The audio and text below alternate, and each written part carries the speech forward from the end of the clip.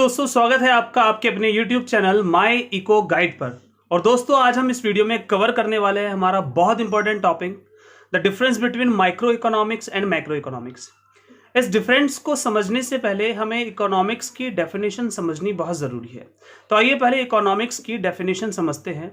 Economics की definition है, देखिए यहाँ पर लिखा हुआ है, इकोनॉमिक्स इज अ साइंस, ये एक साइंस है दैट स्टडीज ह्यूमन बिहेवियर, जो ह्यूमन बिहेवियर को स्टडी करती है as a relationship between unlimited wants and limited resources. एक रिलेशनशिप की तरह between unlimited wants and limited resources which have alternative uses. देखिए पहले इस डेफिनेशन का मीनिंग बता देता हूं।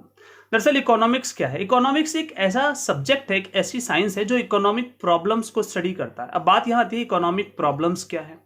ये वो प्रॉब्लम्स हैं जो अनलिमिटेड वांट्स और लिमिटेड रिसोर्सेज के कारण आती है। अब पहली बात ये आती है कि लिमिटेड रिसोर्सेज या स्केयर रिसोर्सेज क्या होते हैं। देखिए अगर हम बात करते हैं पैसा यानी कि मनी, जो मनी हमारे पास है वो स्केयर है, लिमिटेड है। दूसरी बात उसका ऑल्टरनेटिव यूज होता है। ऑल्टरनेटिव यूज का मतलब होता है कि जो पैसा हमारे पास है वो किसी एक वांट को सेटिस्फाई करने के लिए काम नहीं आता, बल्कि अनलिमिटेड वांट्स को सेटिस्फाई करने के काम आता है। देखिए स्केयर का मतलब क्या होता है? स्केयर का मतलब होता है कम। जब हम हमारे एग्जाम्पल की बात लेते हैं, हमारी अपनी पर्सनल लाइफ की बात लेते हैं कि जो पैसा हमारे पास है उससे हम अपनी सभी वांट्स को सेटिस्फाई नहीं कर पाते। इसका सबसे बड़ा कारण है कि जो पैसा हमारे पास है वो लिमिटेड है और हमारी वांट्स क्या है? अनलिमिटेड है। हम एक इच्छा को पूरा करते हैं तो दूसरी वांट सेट आ जाती है, अगली वांट को सेटिस्फाई करते हैं तो नेक्स्ट वांट आ जाती है। यानी कि अगर हम बात करें तो हमारी wants day by day increase होती रहती है, जबकि जो रिसोर्सेज हैं उन वांट्स के कंपैरेटिव क्या होते हैं? कम होते हैं।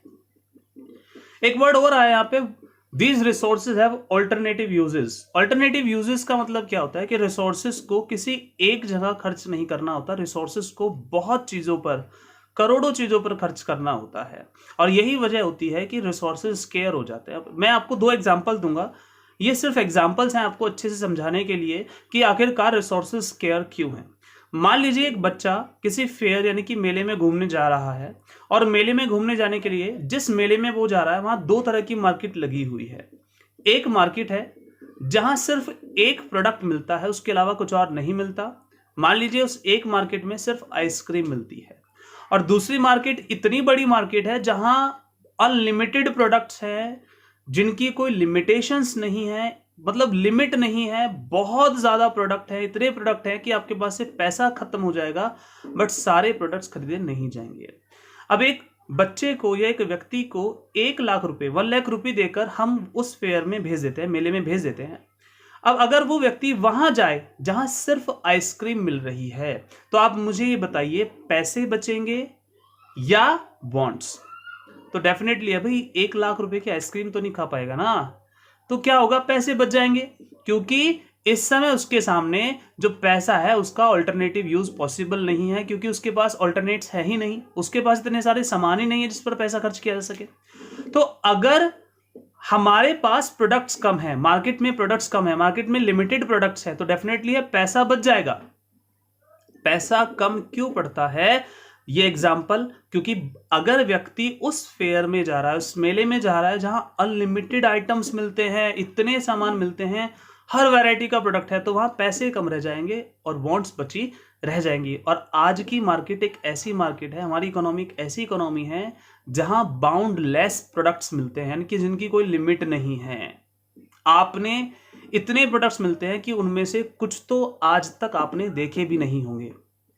तो ये पैसा उन्हीं बाउंडलेस प्रोडक्ट्स पर, उन्हीं चीजों पर खर्च होता है, इसीलिए पैसा हो जाता है कम और वांट्स हमेशा बनी रहती हैं। तो इकोनॉमिक्स का क्या करता है? इकोनॉमिक्स हमारे इसी बिहेवियर को स्टडी करता है। हमारी वांट्स कितनी हैं, हमारे पास रिसोर्सेस कितने हैं, इन्हीं को स्टडी करने वाले साइंस को इकोनॉमिक्स कहते हैं। तो आई होप आपको स्कैरसिटी का मतलब समझ में आ गया है। स्केयर रिसोर्सेज, स्कैरसिटी मतलब रिसोर्सेज कम है। अल्टरनेटिव यूज मतलब इन रिसोर्सेज का, इन पैसों का, इस मनी का अल्टरनेटिव यूज करना है, इससे बहुत कुछ खरीदना है। और यही वजह है कि पैसा कम रह जाता है और वांट्स हो जाती हैं ज्यादा। आई होप कि आपको इकोनॉमिक्स की डेफिनेशन समझ में आ गई हो। अगर आपको ये वीडियो पसंद आ रही हो तो इसको प्लीज लाइक और शेयर जरूर करें। आइए हम बात करते हैं टॉपिक नंबर 2 की, the difference between micro and macro economics. ये हमारा मेन टॉपिक है जिसको हमें समझना है। तो हम बात करते हैं डिफरेंस की। तो डिफरेंस में सबसे पहले हम डिफरेंस पढ़ते हैं मीनिंग का। क्या मीनिंग का क्या डिफरेंस है? देखिए, माइक्रो इकोनॉमिक्स का मतलब होता है स्मॉल या छोटा, और मैक्रो का मतलब होता है बड़ा। तो जब किसी भी चीज के स्टडी को छोटे लेवल पर किया जाता है, इंडिविजुअल लेवल पर किया जाता है, तो उसको माइक्रो कहते हैं। और जब पूरी इकोनॉमी के लिए किया जाता है तो उसको मैक्रो कहते हैं। तो डेफिनेशन लिखी हुई है माइक्रो में, it is that branch of economics. ये इकोनॉमिक्स की एक ब्रांच है, क्योंकि इकोनॉमिक्स के दो टाइप्स होते हैं, माइक्रो और मैक्रो। तो ये इकोनॉमिक्स की एक ब्रांच है of economics which studies economic problems, और ये भी इकोनॉमिक प्रॉब्लम्स को स्टडी करती है। क्या इकोनॉमिक प्रॉब्लम? इकोनॉमिक प्रॉब्लम यही होती है कि रिसोर्सेस कम हैं और वांट्स ज्यादा हैं, यानी कि चॉइस करनी पड़ती है eight the level of an individual. तो माइक्रो इकोनॉमिक्स इकोनॉमिक्स की वो ब्रांच है जो इकोनॉमिक प्रॉब्लम्स को इंडिविजुअल लेवल पर स्टडी करती है, छोटे लेवल पर स्टडी करती है। जैसे स्टडी करती है सिर्फ किसी एक कंज्यूमर के बारे में, किसी एक प्रोड्यूसर के बारे में, किसी एक फर्म के बारे में, तो ये माइक्रो इकोनॉमिक्स है। माइक्रो मतलब छोटे लेवल पर स्टडी करने वाला साइंस। अब हम बात करते हैं मैक्रो इकोनॉमिक्स की। तो मैक्रो इकोनॉमिक्स कहता है it is that branch of economics which studies economic problems. ये भी इकोनॉमिक प्रॉब्लम्स को स्टडी करता है, but at the level of economy as a whole. पूरी की पूरी इकोनॉमिक प्रॉब्लम को पूरी की पूरी इकोनॉमी लेवल पर जो पढ़े वो है मैक्रो, और छोटे लेवल पर जो पढ़े वो है माइक्रो। यानी कि जो इकोनॉमिक प्रॉब्लम्स को इंडिविजुअल लेवल पर स्टडी करता है उसको माइक्रो इकोनॉमिक्स कहते हैं, और जो इकोनॉमिक प्रॉब्लम्स को as a economy as a whole study करता है उसको कहते हैं मैक्रो इकोनॉमिक्स। तो पहला पॉइंट यानी कि मीनिंग आपको समझ में आ गया होगा। तो चलिए आगे के डिफरेंसेस को कवर करते हैं।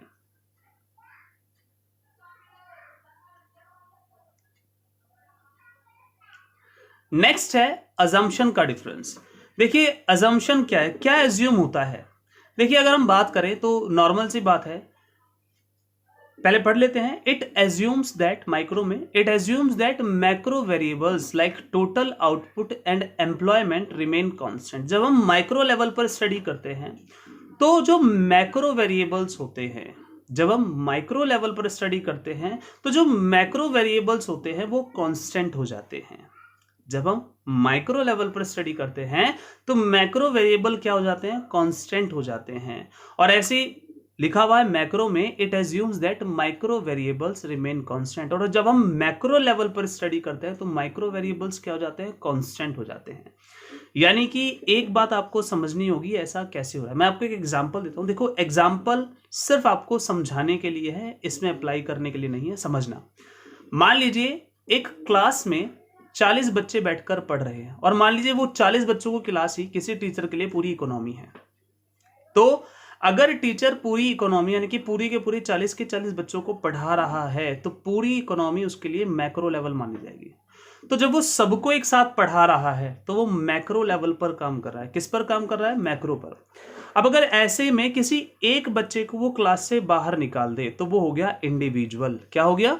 यानी कि माइक्रो। तो अगर वो पूरी इकोनॉमी को पढ़ा रहा है तो जो बाहर है बच्चा वो इंडिविजुअल है, उसकी स्टडी क्या हो जाएगी? कांस्टेंट हो जाएगी। यानी कि जब हम मैक्रो लेवल पर काम करते हैं तो माइक्रो कांस्टेंट हो जाते हैं, माइक्रो वेरिएबल्स कांस्टेंट हो जाते हैं। वही हम बात कर रहे हैं, अगर ये टीचर अब उस बच्चे को पढ़ाने के लिए बाहर चला जाए तो देखो पूरी क्लास का जो वर्क है वो क्या हो जाएगा? कांस्टेंट हो जाएगा। यानी कि अगर हम माइक्रो लेवल पर बात करते हैं तो मैक्रो के वेरिएबल्स कांस्टेंट हो जाते हैं, और अगर हम मैक्रो लेवल पर काम करते हैं तो माइक्रो के वेरिएबल्स कांस्टेंट हो जाते हैं। तो वही यहां पर लिखा हुआ है, इट एज्यूम्स दैट, देखिए हम पहले पढ़ रहे हैं माइक्रो के बारे में। It assumes that macro variables remain constant, यानी कि जब भी हम माइक्रो की स्टडी करेंगे तो मैक्रो वेरिएबल्स कांस्टेंट हो जाएंगे, और जब भी हम मैक्रो की स्टडी करेंगे तो माइक्रो वेरिएबल्स क्या हो जाएंगे? कांस्टेंट हो जाएंगे। क्लियर? चलिए हम चलते हैं थर्ड पॉइंट पर, फोकस। कौन किस पर फोकस करता है? देखिए माइक्रो इकोनॉमिक्स इंडिविजुअल इकोनॉमिक्स यानी कि इंडिविजुअल चीजों की स्टडी करता है। तो इसका सिर्फ एक एम होता है, उन इंडिविजुअल्स के प्रॉफिट को मैक्सिमाइज करना। यानी कि इसका फोकस होता है प्रॉफिट मैक्सिमाइजेशन पर। किस पर होता है? प्रॉफिट मैक्सिमाइजेशन पर। माइक्रो इकोनॉमिक्स इंडिविजुअल्स के लिए काम करता है, तो इसका एम होता है कि जिन इंडिविजुअल्स की बात हो रही है उनका प्रॉफिट मैक्सिमाइज हो जाए। जबकि अगर हम बात करें मैक्रो इकोनॉमिक्स की, तो मैक्रो इकोनॉमिक्स पूरी इकोनॉमी के लिए काम करता है, तो इसका काम है सोशल वेलफेयर को मैक्सिमाइज करना। तो कौन सा इकोनॉमिक्स इंडिविजुअल गेन्स को मैक्सिमाइज करता है? Micro economics. और कौन सा इकोनॉमिक्स सोशल वेलफेयर के लिए काम करता है? Macro economics. तो माइक्रो इकोनॉमिक्स फोकस करता है इंडिविजुअल्स गेन को मैक्सिमाइज करने पर, वहीं मैक्रो इकोनॉमिक्स काम करता है सोशल वेलफेयर को मैक्सिमाइज करने पर। क्लियर? अब हम चलते हैं नेक्स्ट, अल्टरनेटिव नेम। किसका क्या अल्टरनेटिव नेम है? देखिए, माइक्रो इकोनॉमिक्स का अल्टरनेटिव नेम है द थ्योरी ऑफ प्राइस, जबकि मैक्रो इकोनॉमिक्स का अल्टरनेटिव नेम है the theory of income and employment. Income and employment की थ्योरी बेसिकली कीन्स के थ्रू दी गई थी, क्योंकि माइक्रो लेवल पर हम केवल प्राइस डिटरमाइन करते हैं, जबकि मैक्रो लेवल पर हम डिटरमाइन करते हैं इनकम एंड एम्प्लॉयमेंट। इसलिए माइक्रो को थ्योरी ऑफ प्राइस कहा जाता है, जबकि मैक्रो को कहा जाता है theory of income and employment. मैं एक बार फिर से बता दूं, माइक्रो लेवल पर हम डिटरमाइन करते हैं प्राइस, इसलिए इसको थ्योरी ऑफ प्राइस कहते हैं, जबकि मैक्रो लेवल पर हम डिटरमाइन करते हैं इनकम एंड एम्प्लॉयमेंट, इसलिए इसको कहते हैं theory of income and employment. आइए आगे के डिफरेंस को पढ़ते हैं। नेक्स्ट डिफरेंस है मेथड ऑफ स्टडी। कौन किस मेथड को पढ़ता है? देखिए, माइक्रो इकोनॉमिक्स में पार्शियल इक्विलिब्रियम को पढ़ा जाता है। पार्शियल इक्विलिब्रियम पढ़ा जाता है माइक्रो लेवल पर, यानी कि इसका जो मेथड होता है वो पार्शियल इक्विलिब्रियम डिटरमाइन करना होता है, ये पूरी इकोनॉमी के लिए नहीं होता। जबकि जो मैक्रो होता है इसका एम होता है जनरल इक्विलिब्रियम प्राइस को डिटरमाइन करना। जनरल मतलब सबके लिए। तो माइक्रो केवल पार्शियल काम करता है, केवल पार्शियल लेवल पर प्राइस डिटरमाइन करता है, जबकि मैक्रो जनरल लेवल पर प्राइस डिटरमाइन करता है। अब हम बात करते हैं टूल्स की। तो किसके क्या टूल्स है? देखिए, माइक्रो इकोनॉमिक्स में हम पढ़ते हैं डिमांड एंड सप्लाई को, तो इसके टूल्स हो जाते हैं डिमांड एंड सप्लाई। जबकि अगर हम बात करें मैक्रो की, तो मैक्रो में हम पढ़ते हैं aggregate demand and aggregate supply. क्या डिफरेंस है एग्रीगेट डिमांड और डिमांड में? देखिए, डिमांड किसी इंडिविजुअल के द्वारा की गई डिमांड को कहते हैं डिमांड, लेकिन पूरी इकोनॉमी के साथ जो डिमांड होती है, जब पूरी इकोनॉमी के लोग एक साथ डिमांड करते हैं तो उसको कहते हैं एग्रीगेट। तो किसी एक व्यक्ति के द्वारा की गई डिमांड सिर्फ डिमांड है, लेकिन पूरी इकोनॉमी के द्वारा की गई डिमांड कहलाती है एग्रीगेट डिमांड। किसी एक प्रोडक्ट की डिमांड सिर्फ डिमांड है, लेकिन अगर पूरी इकोनॉमी में सभी गुड्स एंड सर्विसेज की डिमांड है तो उसको कहते हैं एग्रीगेट डिमांड।